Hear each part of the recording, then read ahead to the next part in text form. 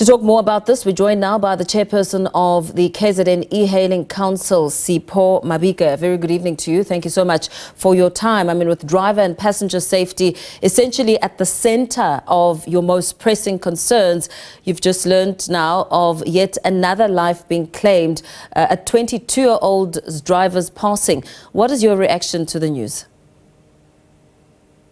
Good evening to you, Mpo. Good evening to our viewers at home. We are very worried about what is happening on our platform. As you are saying now, one of our drivers that were lost, I think 2 weeks back, he was missing, and the family were worried looking for him. They can't find him. So they find him on the mortuary. That is very sad. And it's a young boy.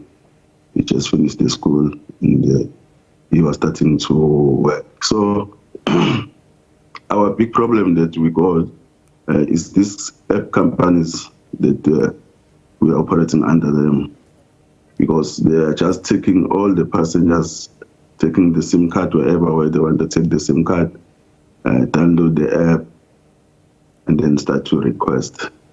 So when you go, you think you're going to pick up the passenger, but you're going to pick up the criminal that is going to kill you. That's what has happened to this boy, because we found the car that was full of blood.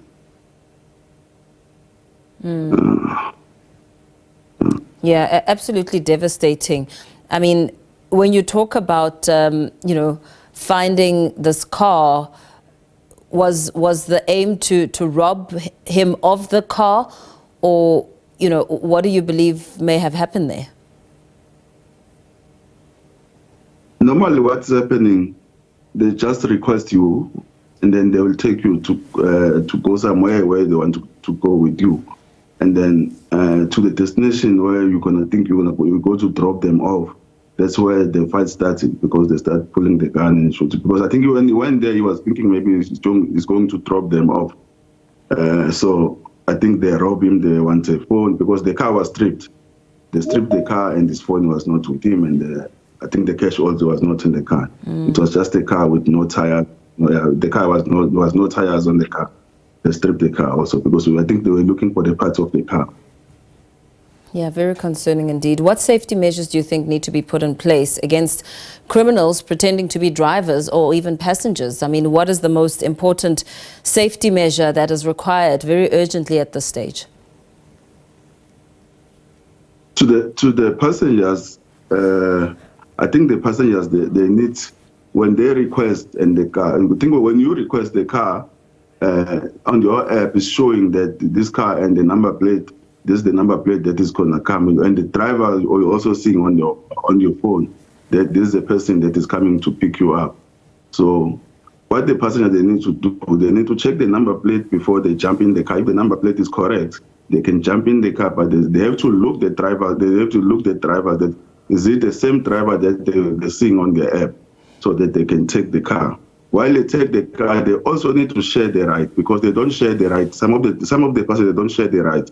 They need to share the rides with the person that you trust, so that the person can look at you where you're going. If the car is taking the different direction, the person that is looking on the app is gonna phone you, or is gonna ask another assistant to go to check what is happening with you. So what kind of warning do you think is needed now for passengers and drivers?